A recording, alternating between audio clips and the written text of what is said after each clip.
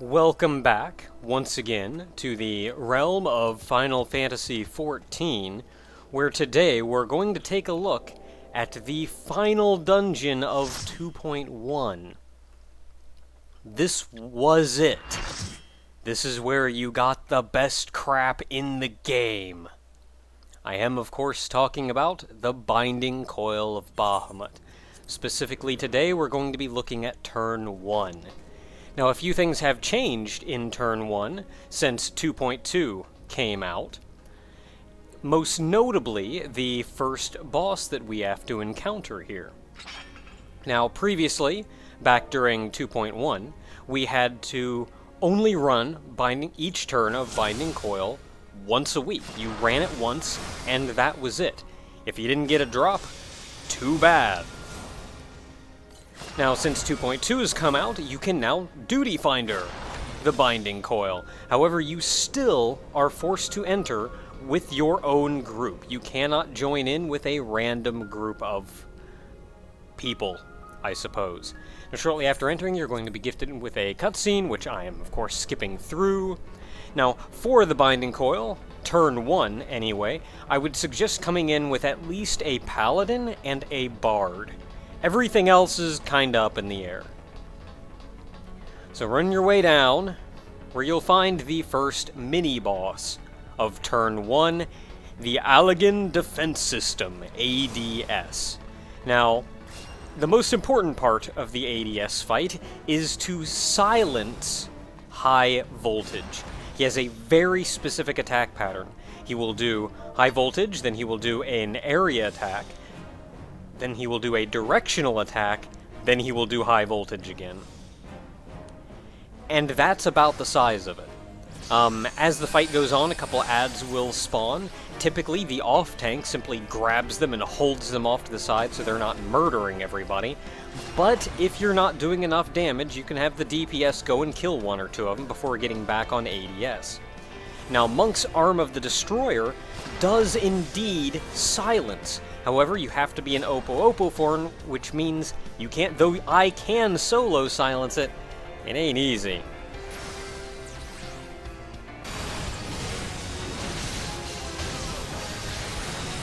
Granted, I wasn't trying, but do expect to die a few times if nobody else can get their crap straight. Let's try this for real this time. I wasn't trying to solo silence in this fight. I have since learned how, and I'll generally do it anyway, just as a backup during this fight. So, the first thing he does is high voltage, which needs to be silenced, which didn't, so that was pretty fantastic. And then he will do the area attack, which I need to run away from. There's the directional attack, and high voltage is coming again, which, once again, didn't get stunned. Now, high voltage, on top of doing a bit of damage, will paralyze everyone. And it cannot be removed, at least in 2.1. This is a 20 to 30 second paralysis in 2.1, and it could not be removed, which means if you got hit with high voltage, you were almost done, really. Since 2.2, the biggest change to Turn 1 has been the change to high voltage. Anymore, paralysis is a much shorter duration, maybe 8 seconds or so, and it can be as soon as off. That's the biggest change to Turn 1, but that is, for the most part, the ADS fight. You're going to have for the most part, a tank and bard swapping silences to silence high voltage. Other than that, he attacks in a very specific pattern. There's the area, next up comes the line, and once again followed by high voltage. Now, if I want to solo silence this thing, the general goal is for me to get off Arm of the Destroyer to actually do the silence. Then I'll want to punch him once with Boot Shine. Then, by then, he'll usually do his area attack, so I'll want to run away. No, actually. I can get off Boot Shine, then I can usually get off a second attack. Then he'll do his area attack, so I need to run away. Then I want to run back in, do my third attack, and I can usually get off another Boot Shine, and another of my second attack, and another of my third attack, before high voltage rolls around again. At the very least, I want to get off Bootshine before his area attack goes off and I have to run away. Other than that, I should be able to get off 2 full combos before the next high voltage comes around. And I should be able to wait on that first bit for just a moment before I hit Arm of the Destroyer again to silence again. As many high voltages went off in that fight, we had no right to win that. It was a very dirty win, but a dirty win is still a win. Now, you get nothing for beating ADS other than the privilege of going further on into turn 1. You're gifted with another cutscene. Because going through the Binding Coil actually does have its own storyline. Now, I didn't mention this before, but the Binding Coil drops item level 90 gear, which is the highest item level gear that you could get in 2.1. In turn, before entering turn 1, I would suggest everybody come in with at least item level 80 gear. It shouldn't really be that hard between Crystal Tower and the Mythology Tome items. You should be able to come in at item level 80 pretty handily. Before 2.1, in simply 2.0, it was much harder because you didn't have Crystal Tower gear to deal with to actually get the various drops. And in turn, you were dealing with a lot lower item level going in. I think I still would have suggested item level 80 even beforehand, though, because then you're dealing with, like, half Darklight gear, half Mythology Tome stuff. Now, these are just a couple small enemies that you'll be running into and having to clear the way of between ADS and the actual boss of turn 1. Now, these are just regular little enemies. They don't do anything too fancy. They'll take a little bit of a beating, but for the most part, nothing too special. They've got a couple AoEs to pay attention to, just watch for the red on the ground. The previous guys had a circular AoE that they could drop in various locations. I think the Dark Matter Pelicans here have a conal AoE. I'm really just kind of showing these off because we're just seeing them one at a time. We've got another Dark Matter Pelican here, so I'm going to go ahead and speed on through. For the most part, these are pulled in much larger groups. So instead of dealing with just 1 or 2 at a time, you're going to be dealing with a large number of them at a time. And that's where AoEs come in a great deal of handy, specifically ranged AoEs, because if you're standing in the middle of them doing AoEs, you're probably going to get hit by one of their attacks. I'll leave this in, even though you've seen most of the enemies, if only because this is a lot more likely what you will be seeing more of. As a melee, simply beat on who you can reach, but keep an eye out for the AoE marks on the ground. Don't get hit by crap. I've just been standing in the middle and just died before. But this is about, for the most part, this is all you're really going to be needing to do and deal with before making your way to the first Golem. There's a couple gatekeepers between ADS and the actual boss of turn 1. Man, it was a pain. I'm so glad they added this to the Duty Finder. Even if they'd, like, put a weekly restriction of lots, I would have been happy. But just like, no, you can only run turn 1 once a week. If you don't get a drop, tough crap. Granted, it was the end of the end. This was, like, the end of endgame. So they don't want you to just be able to churn through and get the most powerful gear, like, in a week. So we come up to our first Golem here, who's guarding the large blue hexagon behind him. Now, the Golem has 2 attacks to really be concerned about. He has that one, which is a conal in front of him. Really only the tank should be getting hit by that. And then he has a second attack, which will hit everyone that stomp. It kinda hurts, but you should be alright, really. Keep on healing him, keep on beating on him. Once he goes down, the blue barrier around the hexagon will lower, and you can move on to the following section, I suppose.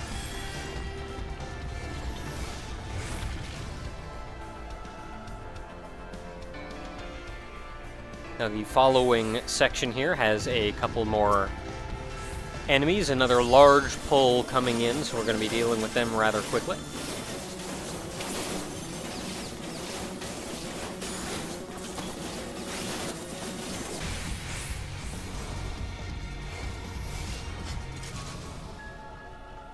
Now there are a couple offshoots that you can take that have a couple enemies in them, but you don't really need to go down there. There's nothing down there to get.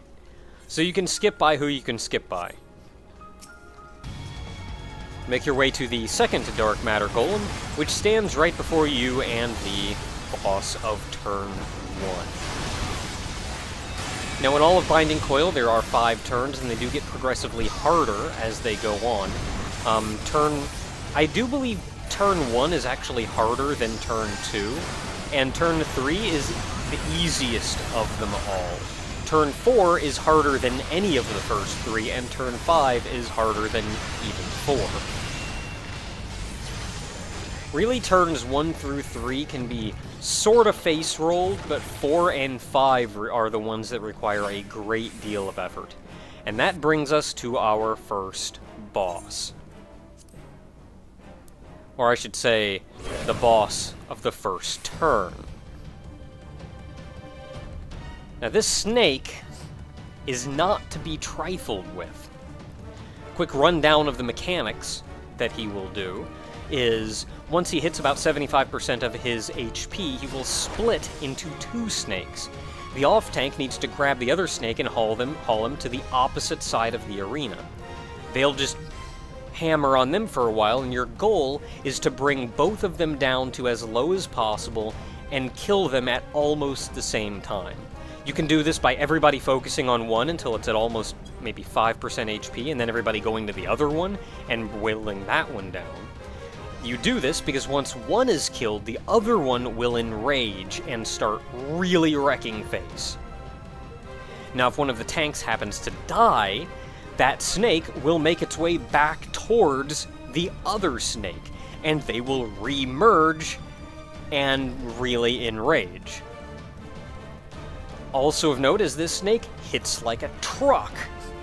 You can help with this because, well, of note, be prepared to die a couple times.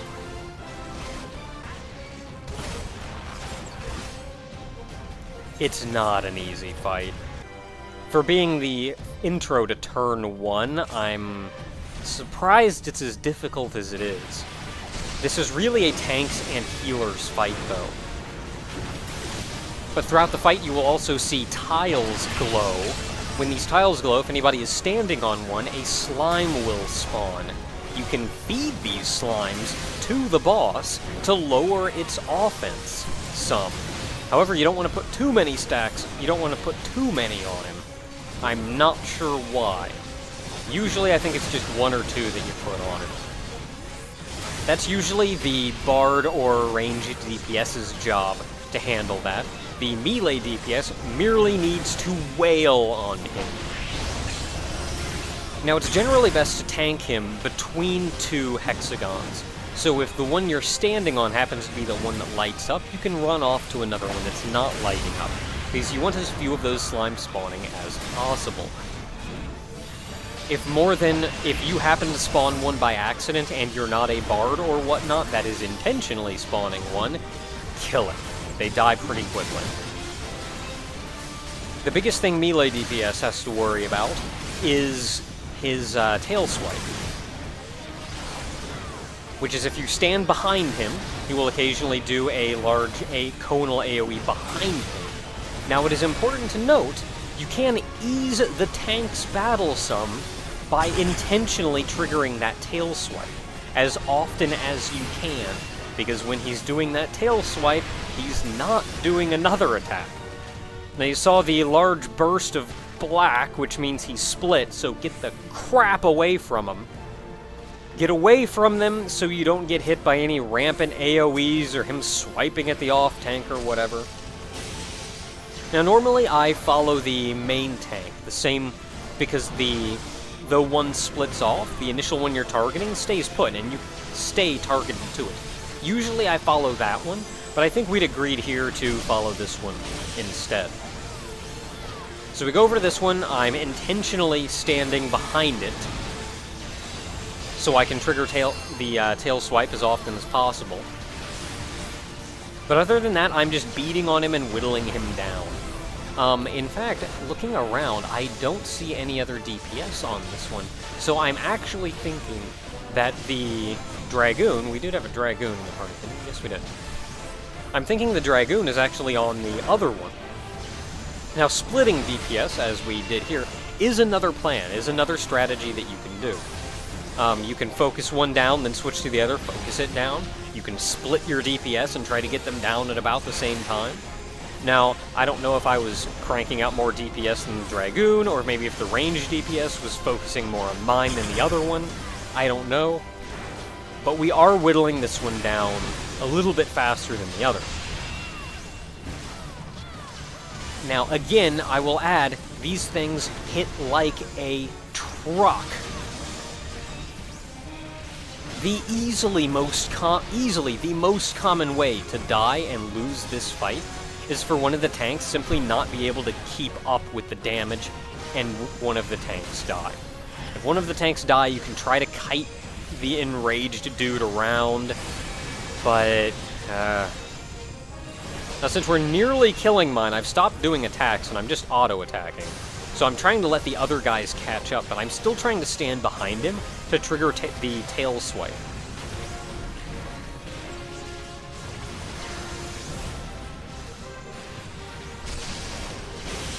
I could switch over and start beating on the other one, but I do want to ease the load on this tank. If I go over to the other one, this tank's not going to have anybody triggering tail swipe on it. Arguably, I could have done this, or I could have gone to the other one. Decisions are decisions. Now, we are really starting to whittle this guy down low, and I do not want to kill it first. So at one point here, I actually sheathe my weapon, so I'm not even auto-attacking it anymore. Just so I can stay yep, there we go. Just so I can stay over here and keep triggering tail swipe while they whittle away the little bit on the other one. Now, we do have a level 2 limit break built up. Now, one thing you can do is, as soon as you kill one off, you limit break the other. This one is low enough, though. I think they instead opted to just limit break the other one to kill it right off. And then we could just finish this one off very, very quickly, since it has so little HP. So you can see the limit bar in the upper left corner flashing. The Dragoon is limit breaking the other one. You can watch the enemy list there on the left to see it die.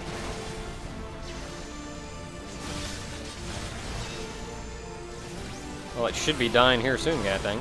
Regardless, it's close enough that I'm just going to start wailing on this one, and we should be able to finish it off in just a brief moment.